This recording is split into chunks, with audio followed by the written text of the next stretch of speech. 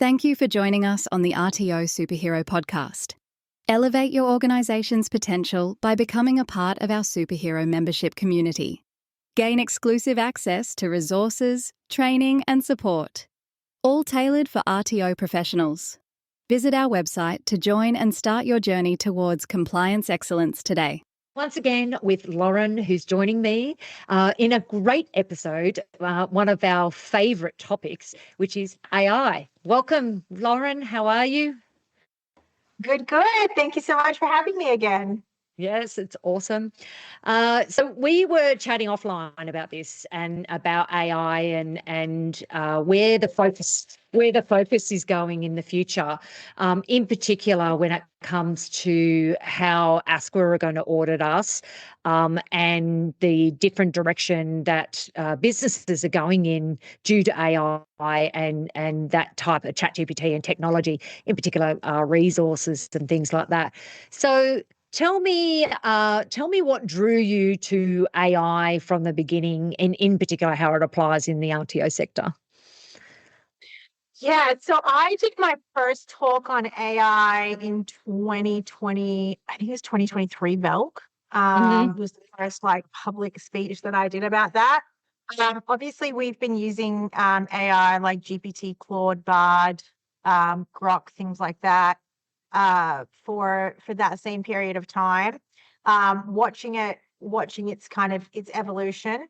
And then I was at a conference a couple of weeks ago, the VetQI conference, and certainly there was a huge, there was a lot of questions about it, topics about it. And I think when we have VELG this year, the VELG conference, I think we're going to see a lot of speakers talking about that. I think there's going to be a lot of questions.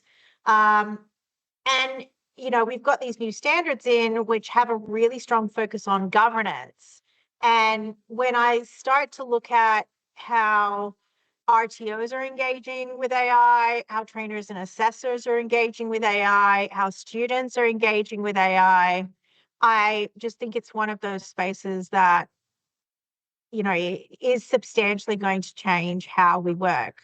I homeschool my child, and I had Zach read a book last week, and I said to him, okay, I want you to sit down with ChatGPT. I want you to kind of, create a structure for a book report. I want you to cover X, Y, and Z.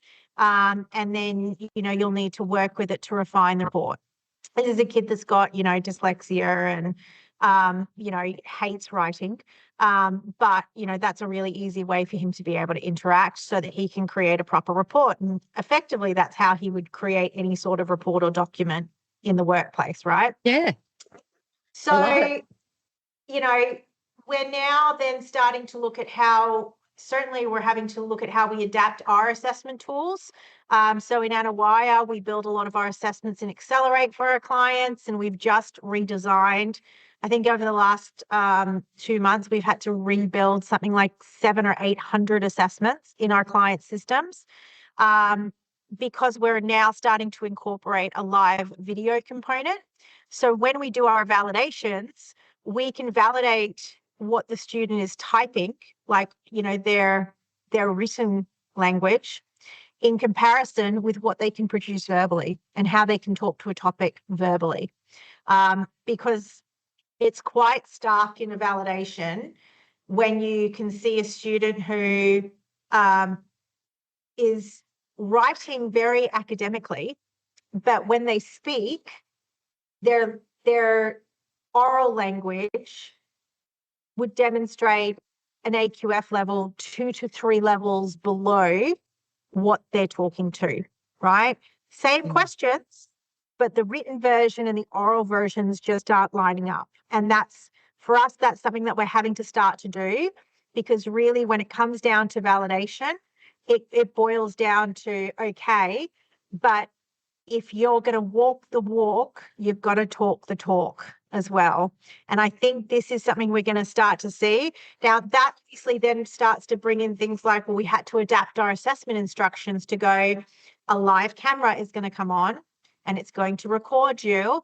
And please make sure there's nobody in the background, and please make sure you're dressed and professional in your presentation. And So we then start to think about, from a privacy perspective, what can and can't we do. I know when I was at the conference, I was talking to Accelerate, and they had a client come to them and go, look, can we create a software where we can record in the childcare centres and it automatically blurs out all of the children's faces and identities?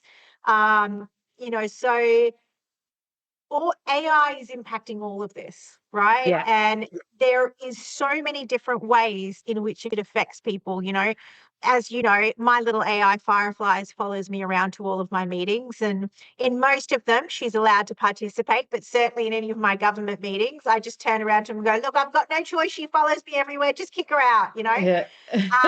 But it's a fantastic tool, because now, when I used to struggle to demonstrate all the quality activities I was doing with clients, now every meeting is recorded, meeting minutes are produced, and then my amazing operations manager, Laura, takes every single one of those meeting notes and copies it into the client's quality register.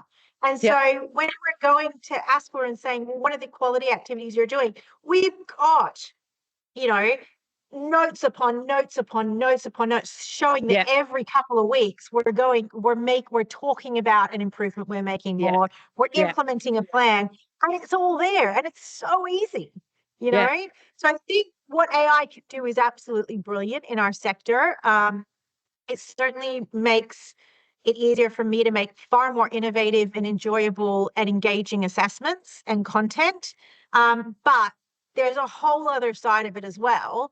And we were talking about before, like, you've got an AI product. There's 3 or 4 of these AI compliance hubs out there, from, little teeny boppers. No offense to the teeny boppers out there.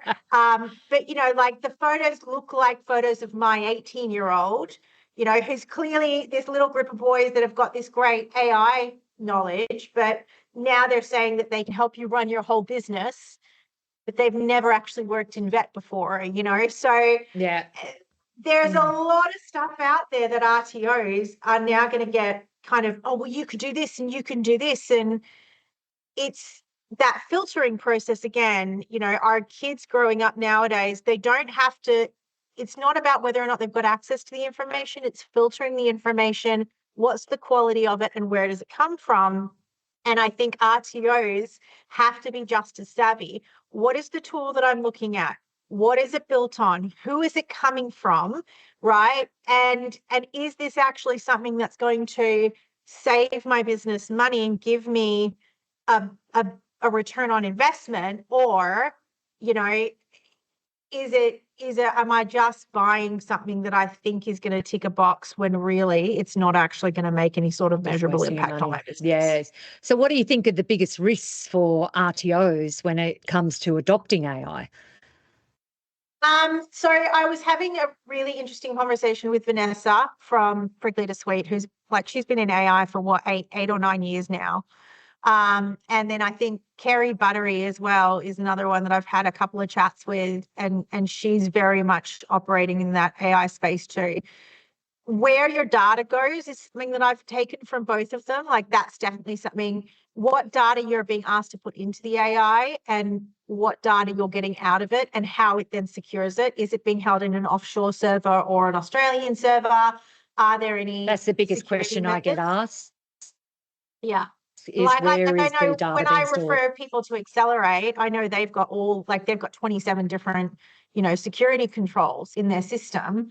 But, and I mean, the government's using Microsoft. So Microsoft and Microsoft Copilot and stuff like that, obviously their security and things like that is approved. But there's a lot of others that, like, trying to get that information from them is problematic, So I think that's one thing RTOs need to start to learn to navigate and negotiate. And then the GIGO principle of knowing what the system is built on. And I would be very wary of, people who have built AI systems that don't have RTO knowledge, that can't demonstrate that they've got RTO knowledge, and not just necessarily even RTO knowledge. Like, if you're looking at something to run your whole business and your business runs 6 funding contracts, okay, I can write a policy set for your RTO standards, but there is not a single funding contract that doesn't require you to adapt your policies for that funding contract, in terms of finance, in terms of how you capture your data, in terms of your enrollment process, in terms of additional, things that you need to capture from the students or information you need to provide to the students and things like that. So I just think that people need to learn how to have really good conversations with any provider that they're going to look to use any sort of resource from.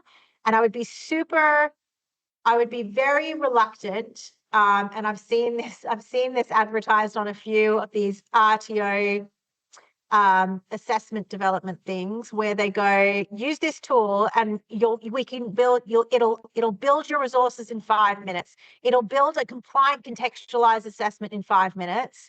And I'm just going to turn around to people and say, it's bullshit. Yeah. I have not seen a system that can write an assessment tool in 5 minutes that's compliant. Most of them are built off of GPT, which is built off of the internet. And the internet is full of non-compliant assessment tools. So, yes, right. If it sounds too good to be true, it's probably too good to be true. So with Comply Hub, so you've touched on that, the system that we've built, we've actually integrated it with TGA. So it will actually bring in the information for the training products that are on your scope of registration. So it does make a big difference. But even just, having the unit of competency and downloading that from TGA and putting that into ChatGPT, you're not going to get a good assessment tool because it's just going to follow the legislation or the requirements of the training product. It's not going to go into real world scenarios. It's going to create an assessment against PC 1.1, then one against PC 1.2. And you know what? You might actually get, within the next year, you'll probably get maybe a compliant-ish tool, but it's not going to be usable. The assessors are going to hate it. It's going to probably be far more academic than it should be for the AQF level. There's so many nuances to we still need humans. Still need humans. Yes. Thank you. Yes.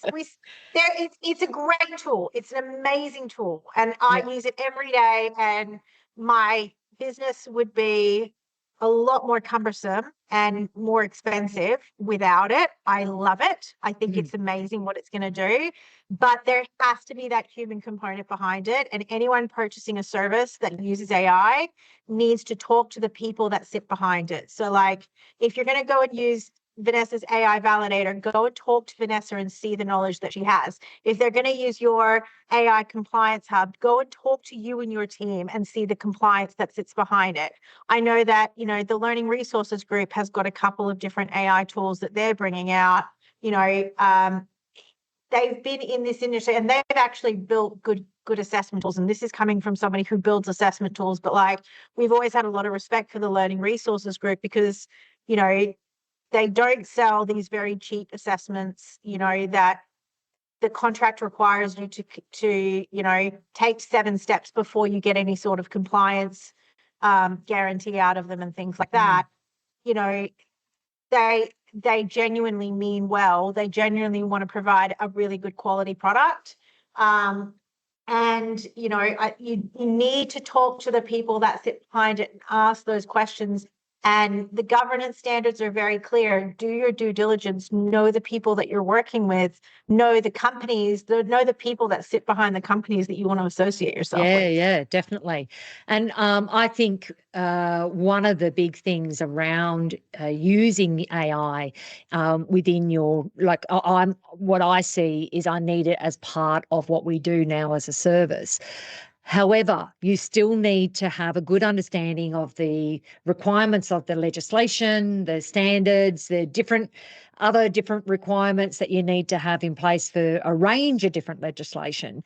And I think, someone trying to develop a compliance system who doesn't actually have any idea about compliance is not going to be able to build a good system.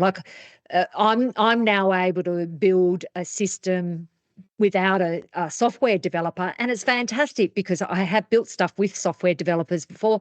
It was always trying to teach them what you do and how to do it. Whereas now I don't have to do that. I'm doing it straight one-on-one with the AI, and I'm teaching it, and it remembers, which is great.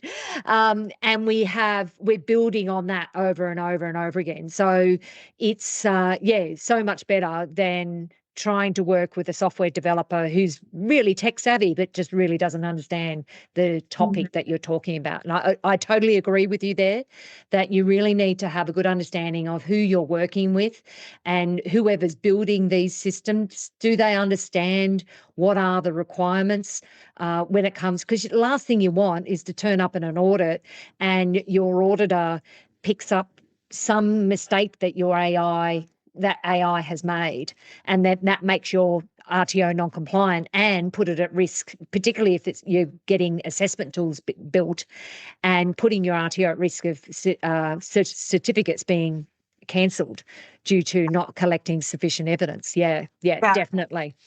So I'm going to move on to another question. For an RTO that hasn't started yet with any AI, what would you recommend would be the first place they should start? Probably it would depend on the scope of the RTO. So I think for those that are operating in more of the like soft services like business, financial, IT, anything of that sort of space, the first thing that you need to know is that your students are 100% using AI now. And if you're not, I can almost guarantee that your assessments are being fraudulently submitted and you're completely unaware of it. So my first step in an RTO like that would be to get the assessors working with AI very regularly, even if it's just helping them to create their session plans. Contextualizing. Contextualizing certain things, maybe, getting 3 or 4 assessments together and working with AI to do the validation or something like that, just so that they can start to understand the way that AI writes, the formatting that it prefers, the spelling that it prefers, because that's going to make it much easier for them to start to pick up on that with their students. And also get them to start to think about how they can update their assessments to incorporate more of AI. Like, I know when we're writing policies now, we're writing assessments now, we'll do something like, okay, you need to write a policy, you need to develop and implement a policy on X, right? What you're going to do is you're going to work with AI to develop a template, all right, and develop the draft, and then you're going to go back and forth until you refine it and get it to exactly what it is. You're then going to submit a copy of the chat with your AI and the finalized document, right? That is exactly aligned with what we would expect in the workplace. We're not putting limits on students about working with AI, but we are getting the AI transcript with the student so that we can see what the student's actual knowledge is. Right? Yeah. And teaching trainers how to like tweak and adapt assessments in that particular format, I think, is incredibly helpful, because we're moving things into how we're doing them in the workplace, which is really what we should be doing in vet anyway. So I think from that context, that's probably the first thing that I would be doing. If we're working more in a trades sort of a college, where we're not as big on computers, we've done a lot of stuff in hard copy in the past and stuff like that, I would have to tread a lot more slowly with my trainers. I would start by doing things like just giving them a couple of brief overview sessions on what AI is and what it's capable of.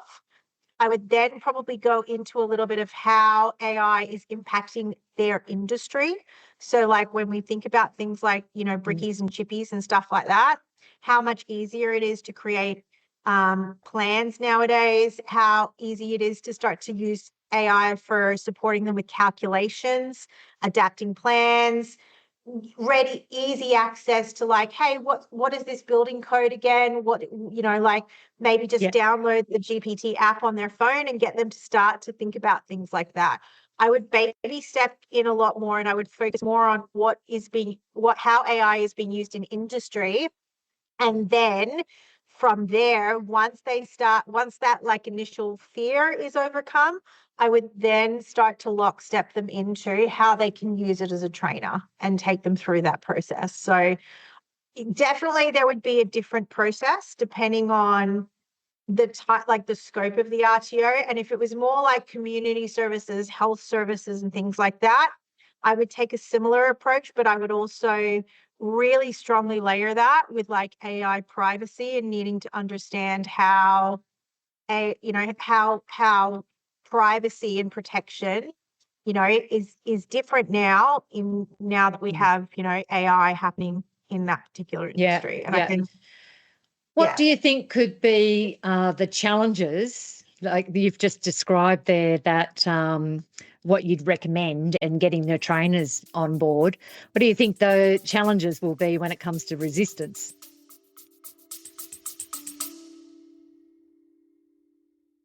Looking for support from fellow RTO superheroes?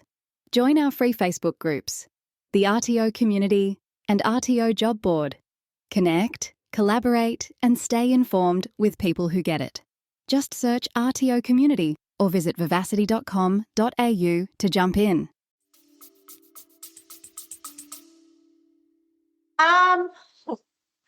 Look, we operate in an industry that is just so constantly changing. Like, we've had new standards this year. We've got new training package organizing framework with a completely new structure for our units coming out later on this year, early next year. We have a new AVETMIS system being launched and trialed from next year. Our industry is nothing but like not consistently full of change. And I think that so many staff get change fatigue, right? So for them having to look at this and go, so I'm out of touch again, I've got another thing I've got to learn, I think that's probably going to be the biggest hurdle that RTOs have to comply with. And the same as everything, you've got to take the approach of like, look, yes, we've got more things, like, yes, there's more things we need to consider, but how can we start to use AI to make your jobs easier? So like as a trainer, AI, like Accelerator's got this tool where it recommends feedback, right? Fantastic tool for trainers, just to like, rather than having to type out The same and they thing. only ever type out the same thing. Good job, well done. Like, okay. It'll give them a recommended response to the question that correlates to the question, right? So like, let's talk about the ways that AI can actually make it easier for you to develop a session plan, or like, some of these little tools where like you can click on the button and go, give me a summary of this website, or automatically give me 6 questions that I can ask my students about this website, just using a little app and a little button at the top of the screen, right? I think we kind of have to hook them using those sorts of things, because the compliance requirements continue to change and update. And as I said, at the moment, we've had 25,000 qualifications cancelled, right, by ASQA in the last couple of months. They've been cancelled because there was a lack of assessment evidence. There was no evidence of competency. Over the next 5 years, that is not going to be the compliance problem. The compliance problem is not going to be there is not the assessment evidence there. There is going to be assessment evidence there. The question is how fraudulent it's going to be, right? And you're going to see qualifications being cancelled because, they were fraudulently produced out of a company in Manila, right? They were fraudulently produced by a very smart AI tool that literally was designed to pump out 32 versions of the same assessment, all with minor modifications in them, and then automatically upload them into a learner management system, right? Yeah. This is 100% where we're headed. At the moment, we can cross-check some of those things, as I said, like with video uploads of the students and cross-comparing. 5 years from now, the student will come in, they will record a 5-minute video of themselves, they will upload it into an AI tool, the AI tool will produce a video of them, and you will have video, audio, and all the assessment documentation to prove that a student knows how to achieve their Cert 3 in bricklaying, how to achieve their Cert 3. So for the bad actors out there, right, they are going to have tools that make it very, very difficult to detect that they're doing the wrong thing. And part of the challenge for the regulator and for those of us in industry that want to see our industry do well is going to be figuring out how we catch them. Yeah. Right. Yeah. And that is going to be the big challenge. It's not going to be a matter of going into an RTO, you don't have the assessment evidence, and therefore they are going to have, for the next 3 years, they're going to have all of the written evidence that it looks like they've done the right thing. Yeah. Right. But 5 years from now, they are going to have the video and audio evidence to support it as well. It's going to be quick. It's going to be commercially viable. Right. Yeah. I don't even think it's that far away. We really need to think about like how we protect our industry and how we can use AI, right, in the same way. So like those automated, like, a video that turns on and then takes a live screenshots as we're regularly going through something, validation software whereby when the video is taken, it automatically, runs a software program that sits behind it to make sure that no AI, software is being overwhelmed. But it's going to totally be a cat and mouse game, as it always has been. But that game is going to get faster and faster and faster. So we have to embrace AI so that we can stay ahead of the few bad actors, like the 3% of bad actors in our industry that make the 97% of the good guys, drag us down. That drag them down and that make their lives so much harder. And so that we can continue to educate students and go, if you're not getting the skills, don't go and do it. Don't go and do it. Don't pay for that qualification. It'll get taken away from you. And at least now we can turn around and say 25,000 quals, 25,000 people have paid $3,000 to $4,000 for a qualification only to have it taken away from them. Don't be a sap like that. Go and do the qualification, get the actual skills, because that's what's going to lead you into the industry that actually allows you to earn the money to do the thing correctly. Yeah. And the thing is, you don't want to be turning up to work where you're expected to meet those skills levels that were apparently taught to you. And you're not able to do that because, you're putting liabilities on yourself, but also the RTO when it comes to doing that as well. And I think one of the really important parts, and some of the things that you've already touched on, if you haven't been in AI yet, you need to. It's a must. As you said, the students are already using it. The trainers need to be using it so that they understand. And it doesn't matter what industry you're in. But once again, I do agree with you. Look at how your industry can use AI. If they're not, how could they use it? And then integrate that into how you're working with the students. And I love that idea of having the getting the chat back from what prompts are they putting into ChatGPT and what are they getting out and how much do they actually understand. And the big thing is the workforce. This is the workforce now. I'm on ChatGPT all day, every day. Like it's my personal assistant. You would never ask a staff member if you were like, hey, I need you to write this document, this email, this whatever. You would 100% expect them that you actually don't want them sitting there and doing it all manually. You're like, no, I would rather pay you half an hour to do the job using AI than pay you 3 hours to do the job manually. Like, you and I are businesswomen. We have a team account, ChatGPT team account, and all of our team have access to ChatGPT. 100%. Yeah. 100%. Yeah, and I keenly encourage it. We had a new team member join us recently who had never even really used ChatGPT at all, and I actually spent some time training her on how to use it, and she was like, "Wow, this is just going to be amazing! It's just going to make my work so much easier." And I say to her, "Go use ChatGPT. Don't spend hours doing it the old way." But use it as a tool. It's not a be all end all solution. It's a tool. And so I know I'm encouraging I continually go back to my staff and go, hey, I've noticed with 5, it is far more prone to telling you what you want to hear as opposed to what you've asked it for. So, we go back to the guys and go, okay, but like I've got to go back to the bot and go, okay, but where did you get that information? Okay, now give me the link. Okay, now actually let's go and do this. And like sometimes I'll like 3 or 4 times in a row, it was like, yes, it goes against the new RTO standard 5.3. I'm like, there is no new standard 5.3, dude. Like, where are you coming up with this shit? And then it would be like, oh, sorry, yes, you are correct. I'm You're like, correct. stop lying to me. Stop it. I get very upset at it at times. I've had the same thing. It's like, and we've had, so one of my team members, he uses ChatGPT for our social media, and he's not checking what it's putting out, and it's referencing the wrong standards. I had to go back to him this week and say, hey, it's happened again. Reminder. Yeah.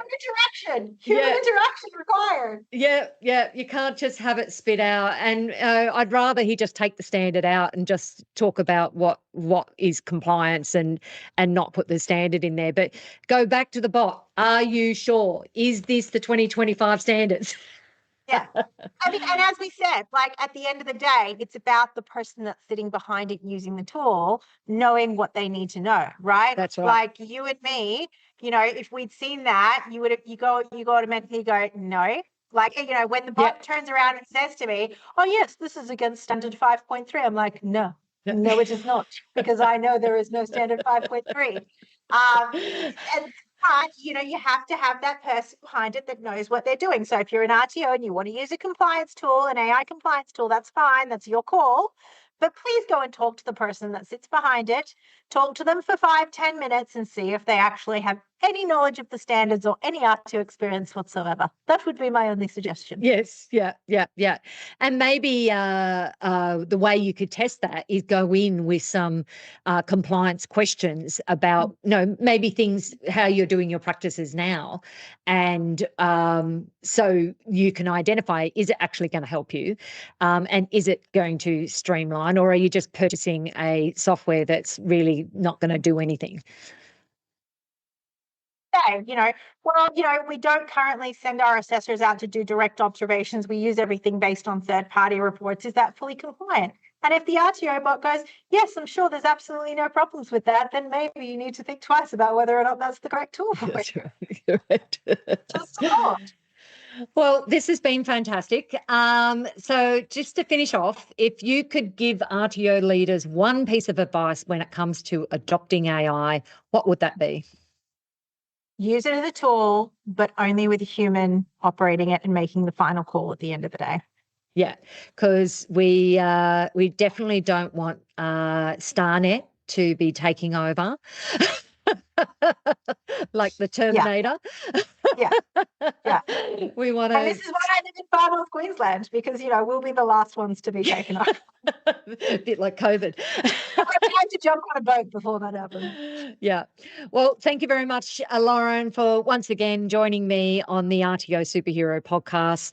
It's always wonderful to have a chat with you and talking about our favourite subject, AI.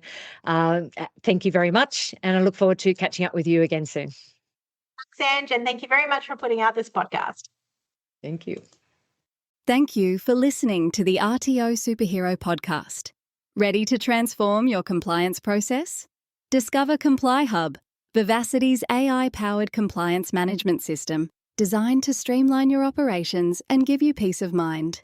Visit our website to learn more and schedule your demo today.